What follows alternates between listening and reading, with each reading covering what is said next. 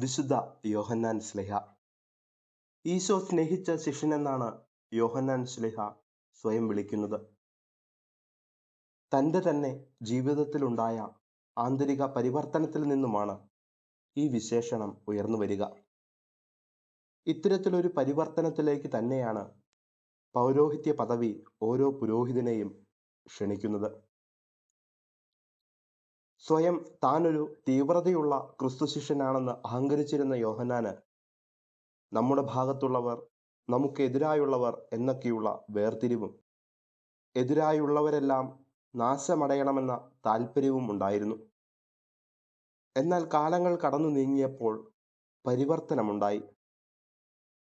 ചങ്കു പിളർന്നു തന്നവന്റെ ചങ്കിൽ ചാരിക്കിടന്നവൻ ആ ചങ്കിലെ ചോര ചിന്തുന്നത് കണ്ടപ്പോൾ, ആ കുരിശിലെ സ്നേഹം കണ്ടപ്പോൾ യഥാർത്ഥ സ്നേഹം എന്താണെന്ന് തിരിച്ചറിഞ്ഞു.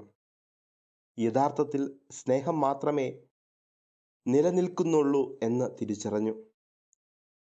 ഗുരുവിന് എല്ലാവരും സ്വന്തം ഭാഗത്തുള്ളവരാണെന്ന് അവൻ തിരിച്ചറിഞ്ഞു. തൻ്റെ ലേഖനത്തിൽ യോഹന്നാൻ ശ്ലീഹ കുറിച്ചിട്ടു: നാം ദൈവത്തെ സ്നേഹിച്ചു എന്നതിലല്ല, അവിടുന്ന് നമ്മെ സ്നേഹിക്കുകയും നമ്മുടെ പാപങ്ങൾക്ക് പരിഹാര ബലിയായി സ്വപുത്രനെ അയക്കുകയും ചെയ്തു എന്നതിലാണ് സ്നേഹം. ദൈവം നമ്മെ ഇപ്രകാരം സ്നേഹിച്ചെങ്കിൽ നാമും പരസ്പരം സ്നേഹിക്കാൻ കടപ്പെട്ടിരിക്കുന്നു.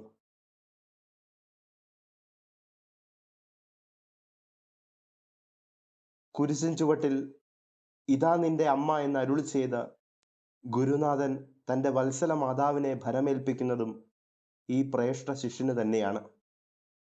എന്താണ് യോഹന്നാനെ ഇത്രത്തോളം യോഗ്യനാക്കിയത്? ആ അമ്മയുടെ കൂടെ കുരിശിൻ ചുവട്ടിൽ ചെന്നെത്തുവാൻ അവന് ധൈര്യമുണ്ടായി. കുരിശിൻ ചുവട്ടിൽ വരാൻ ധൈര്യമുള്ളവർക്കേ പരിശുദ്ധ അമ്മയെ സ്വന്തം അമ്മയായിട്ട് ആ തമ്പുരാൻ തരുകയുള്ളൂ. ക്രിസ്തുവിൻ്റെ പൗരോഹിത്യവും മറ്റൊന്നുമല്ല. തമ്പുരാന്റെ കൈപിടിച്ച് കുരിശിലെ സ്നേഹത്തെ പ്രഘോഷിക്കണം. പരിശുദ്ധ അമ്മയുടെ കൈപിടിച്ച് ക്ലേശങ്ങളാകുന്ന കുരിശുകളെ ധൈര്യപൂർവം നേരിടണം. വിശുദ്ധ യോഹന്നാൻ ശ്ലീഹായെ പോലെയാകുന്നതാണ് പൗരോഹിത്യം. സ്വന്തം പേരിൽ അറിയപ്പെടുന്നതിനേക്കാൾ ഈശോ സ്നേഹിച്ച ശിഷ്യൻ എന്നറിയപ്പെടാൻ മാത്രം ആഗ്രഹിച്ചവൻ. അതുപോലെയാകണം പുരോഹിതനും. വിശുദ്ധ യോഹന്നാൻ ശ്ലീഹായുടെ സുവിശേഷം ഉയർന്നു പറക്കുന്ന ഗരുഡനോടാണ് ഉപമിക്കപ്പെടുക. ദൈവിക രഹസ്യങ്ങളുടെ ആഴങ്ങളിലേക്ക് ഉയർന്ന ചിന്തകൾ നൽകുന്നവനാകണം പുരോഹിതനും. ഗരുഡൻ മറ്റൊരു പ്രത്യേകത കൂടിയാണ്. കോരിച്ചൊരിയുന്ന മഴയിലും മഴയെ ഭയക്കാതെ ഒരു തുള്ളി കൂടി നനയാതെ ഉയർന്നു പറക്കാൻ ഗരുഡന് മാത്രമേ സാധിക്കൂ.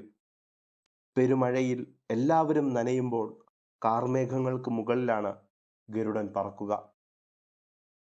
പാപത്തിൻ്റെയും പ്രലോഭനത്തിൻ്റെയും പേമാരിയിൽ ഉയർന്നു പറക്കാൻ, കാർമേഘങ്ങൾക്ക് മുകളിൽ ഉയർന്നു പറക്കാൻ, ദൈവിക രഹസ്യങ്ങളുടെ ആഴങ്ങളിലേക്ക് ഉയർന്ന ചിന്തകൾ നൽകാൻ കഴിയുന്നവനാകണം പുരോഹിതൻ.